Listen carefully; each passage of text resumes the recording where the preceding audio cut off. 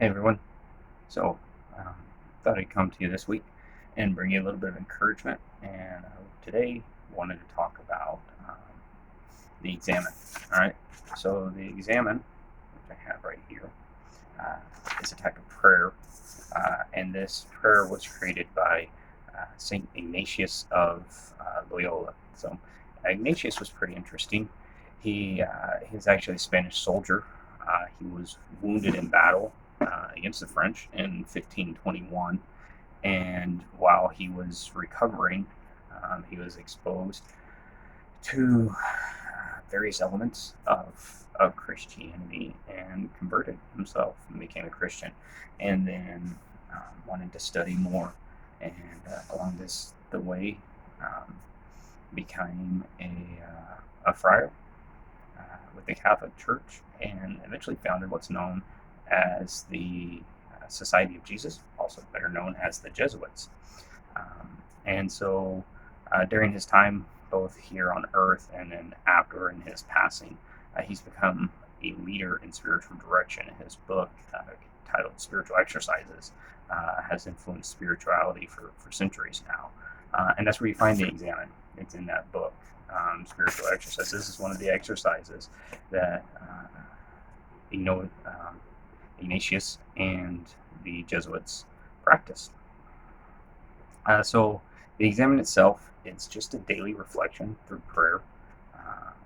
It is used to, one, detect God's presence, and two, kind of seek God's discernment and direction where to go in life. It can be done at any time. Most of the time, it's done either at the end of the day at night or done first thing in the morning. But the Jesuits, they actually do it twice. They do it at lunchtime, and then they do it at night as well.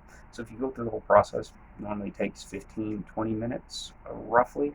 I mean, it depends on how robust of prayer life you have and how exciting your day was. Um, so without further ado, we'll talk about the steps. There's 5 steps. 5. So it's pretty simple. The steps don't necessarily have to be done in order. It's not remember, it's a prayer. It's not it's a method, it's a technique, but it doesn't have to be verbatim or memorized. The steps here are just kind of there to help give you a form or structure, so to speak, to help guide your prayer. So the first one is to ask God for light. And so what this is it's really saying, asking God. You sit down, find a quiet spot to sit down and pray. And the first thing you do is take a deep breath. If you want to have a candle in there. Try not to have, if you have music, let it be just instruments. Don't have words or anything else that's going to distract you. You really want to free your mind. Think of it as a meditation. This is a way to meditate through prayer as well. So when you sit down and you just take a couple of deep breaths and you ask God, say, God, help me to see my day through your eyes, or see, how do you see my life, God? And so those are kind of how we want to start and open it up. You can even invite the Spirit in. The Holy Spirit, say, Holy Spirit, I invite you to come in and guide me. All right. But we want just asking God for light through the day or through our time in prayer. The next thing we want to do is we want to give thanks. So we want to be grateful for the day we just had. It may have been rough, may have been hard, filled with stress, who knows. We don't always have good days, and it's okay to not have good days. This is an opportunity to just give thanks. And once we recognize God's goodness, we spontaneously feel gratitude. And so giving thanks allows us to be thankful. It may have been a stressful day, but at least I have a job, right? The kids may have drove me crazy, but I'm grateful for my children, for their health, or whatever is going on in your life. Find a way to give God thanks and be grateful. And so that's what the second step is. It's really finding those things that you're grateful for. Maybe you even had 5 minutes just to sit down and take 2 sips of coffee. Be grateful for that, right? You get to talk to a friend. Small things. It doesn't have to be something big. It can be small things as well that we're thankful for. Third step is to review our day. And here, what we want to do is we ask the Holy Spirit to guide us as we go throughout the day and reveal us to ourselves, right? Because we can all find ways to justify, to rationalize our actions and why we did certain things. It doesn't necessarily make them right.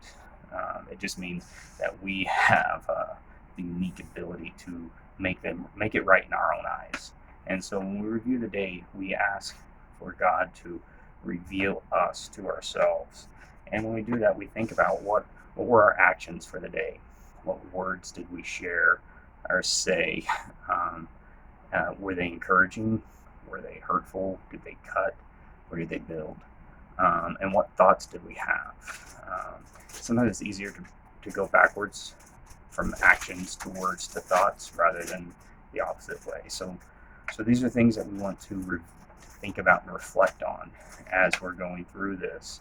Now, this doesn't mean that if we make a mistake that we should dwell on that. This is not an exercise to create guilt or shame, or to beat yourself up for not being perfect. Look, none of us are perfect. We're all going to feel guilty or ashamed about something that we did or said. This is not an opportunity. This is not a prayer to make you feel bad. Instead, what it does is it helps you to recognize these things, right? In leadership, when we recognize our mistakes in leadership, we call it ownership. We own those mistakes. We take responsibility for them, and we strive to be better, to not repeat them. And it's the same thing that's going on here. It's to say, we made mistakes. I'm going to own up to it. Yeah, I did this. And really, it's what were the motives, right? That's what we're looking at. What were the motives behind your actions, your thoughts, and your words, or actions, words, and thoughts? And those are the things that we want to reflect on. And then, rather than go into a deep state of guilt and shame where we're just focusing on ourselves, what we want to do instead is recognize that, and we want to allow God to transform us through this process. So when we recognize that these things that we've done have created distance between us and God, then and the way we take ownership is we ask for forgiveness, and we receive God's forgiveness. Sometimes that's the hardest thing to do, is to feel like we're worthy of forgiveness, but you are. And so receive God's forgiveness. And then that kind of leads into the next step, which is step 5 of looking toward the day to come. So when we receive God's forgiveness, now we sit here and we say, all right, God, look, I did this. I'm grateful for this. I realize that these are the things that I did that I need to do better. Help me do better tomorrow. So step 5 is looking forward to the day to come. How can I be better tomorrow? Right? What do I need to do to prepare myself for tomorrow? In AA, they have a saying that you take one step at a time, or one day at a time, right? And it's the same thing in the Christian walk, or just walking with God. Is you take each day, even small, you go each step, each moment at a time. Don't look to try to drastically change everything. You don't need to change everything. It's just like, what can I do to be better tomorrow, right? If you make those small incremental changes over time, you'll make a drastic change. But you don't have to do it all in one day. It's a process. So allow yourself to go through the process. And that's it. That's it. Really simple. Like I said, I'm going to post this up so that way everybody can see it. So that way you'll have a copy. You can print it out at home. And, I hope this helps someone out there. If you need anything, if you need someone to talk to, someone to pray with, or just a friend, feel free to reach out. And I'm here for you. All right. Talk to you guys later. Bye. And God bless.